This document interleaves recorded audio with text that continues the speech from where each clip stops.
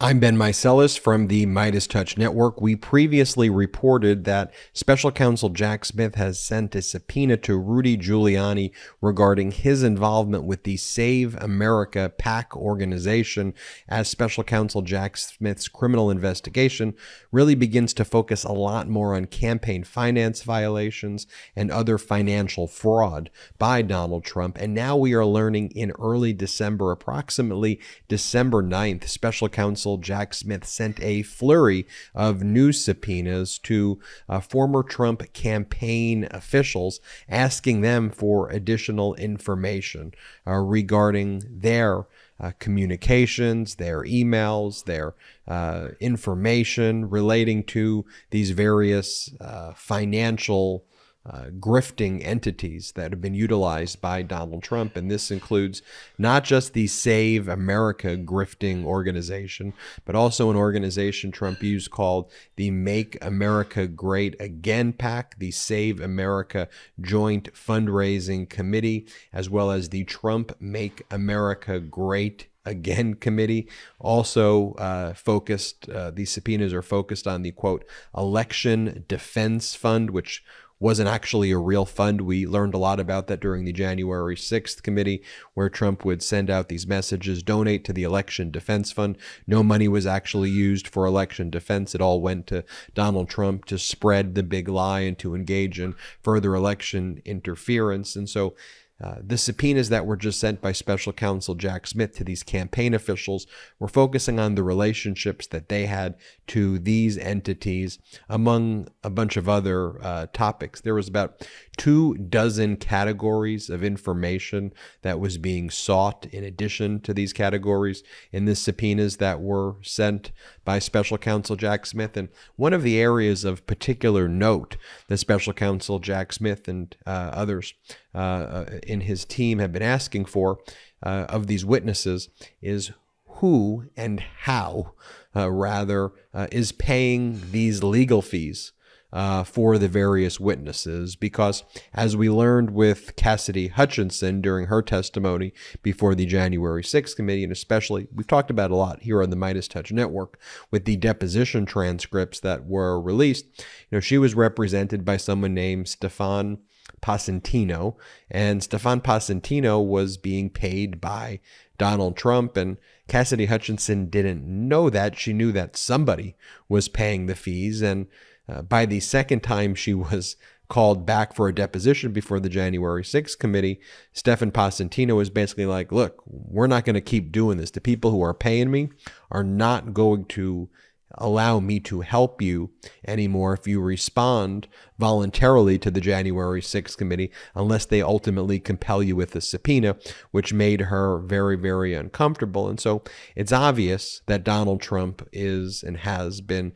utilizing these various entities that I've been focusing on. You could put two and two together, what's actually being asked for in these subpoenas, that Donald Trump has used entities like the Save America PAC, the Make America Great Again PAC, the Save America Joint Fundraising Committee, as well as the Trump Make America Great Again Committee, in addition to grifting money from this Election Defense Fund, to then funnel that money for the purpose of legal representation for potential witnesses who would otherwise be testifying against Donald Trump. And one of the reasons that's particularly important, and it's probably obvious, is that goes to the obstruction of justice charge. And it's obvious that Special Counsel Jack Smith is becoming laser focused on obstruction of justice, and the subpoena for those categories that I mentioned, focusing on those financial entities that grifted and likely engaged in very serious campaign finance violations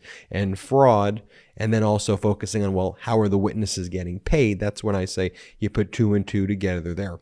What was also notable about this new series of subpoenas that are now becoming known, again, they were served in early December, right around December 9th, is a lot of focus on communications that Trump campaign staffers had regarding Dominion voting as well as Smartmatic voting, and specifically what the questions are to these former campaign officials in the subpoena It's regarding what were they saying privately? What type of communications were they when they were talking about Dominion and Smartmatic? What were they saying? Because what I believe those documents will show, and I think you'd agree, is that privately they knew they were spreading these defamatory statements. They knew that they were lying.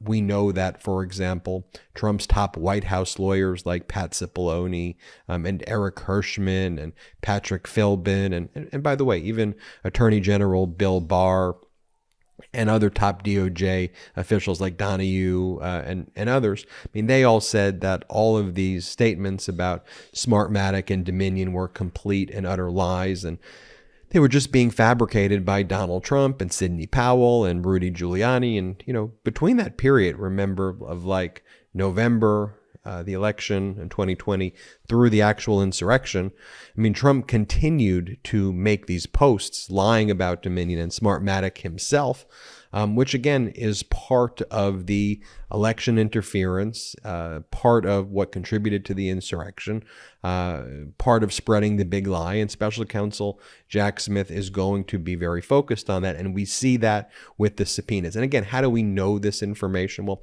one of the ways we know this information is that former campaign officials and their lawyers are leaking information to the press and showing some of the press these documents. And so the Washington Post was able to get their hands on one of the subpoenas, which lists a lot of the categories that I am discussing now.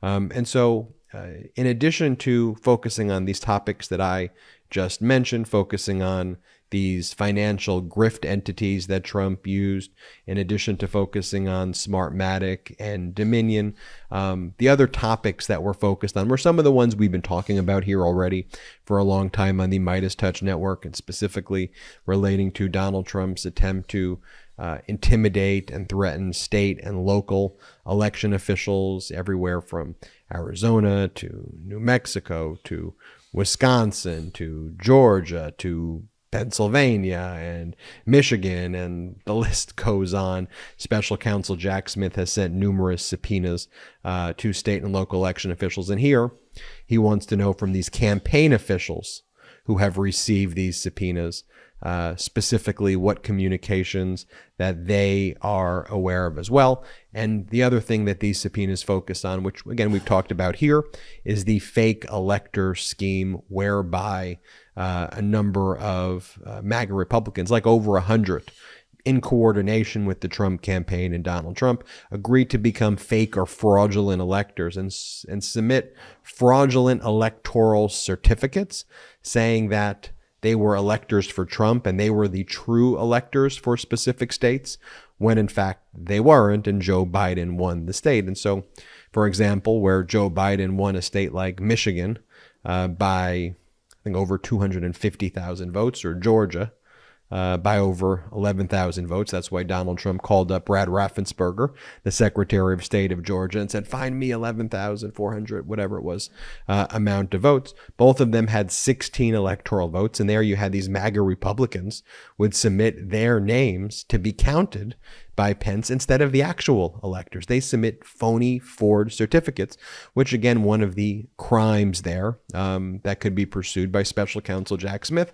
as well as by prosecutors. We've done a video about how the Michigan Attorney General Dana Nessel is pursuing criminal charges or a criminal investigation against fake electors there. We know the Fulton County, Georgia District Attorney Fani Willis is also likely pursuing criminal charges against the fake electors. And that's it. And we're talking about some top Republican officials who submitted their names on these fraudulent and phony electoral certificates. But you got Special Counsel Jack Smith very focused on them for those crimes of forgery and for obstruction and other charges there. And that's something that's being sought in these this volley of subpoenas sent by Special Counsel Jack Smith. One of the things we're also learning about as well is that there has been a significant volume of grand jury testimony taking place in Washington, D.C. before the criminal grand juries that the Department of Justice assembled, and now Special Counsel Jack Smith is going in front of. And so a lot of witnesses The witnesses' identities remain secret. All grand jury proceedings are done in secret, but it seems to be a lot of high-profile people as well that are testifying before the grand juries, the criminal grand juries in Washington, D.C. You know, one of the open question marks that I have, which I think we're going to start learning about soon, is the level of cooperation of Mark Meadows. Hasn't really been discussed that much, but there's been a very odd silence around Mark Meadows because Mark Meadows has the key.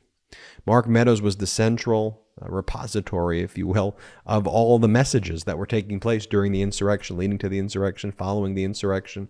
He turned over some records to the January 6th committee before he stopped cooperating, but there are thousands of more messages and emails, and he has it all.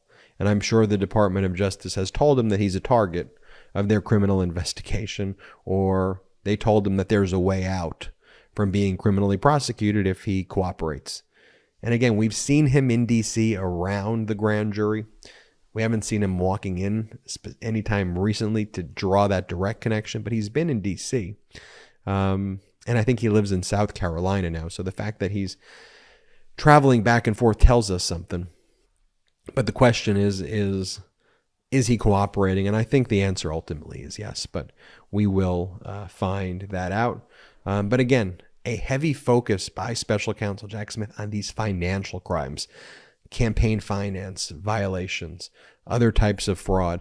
And Jack Smith has assembled this dream team. He's brought together some of the top mafia prosecutors as well as the top public corruption prosecutors, put them on this dream team together, and then brought in some of the top financial crime prosecutors.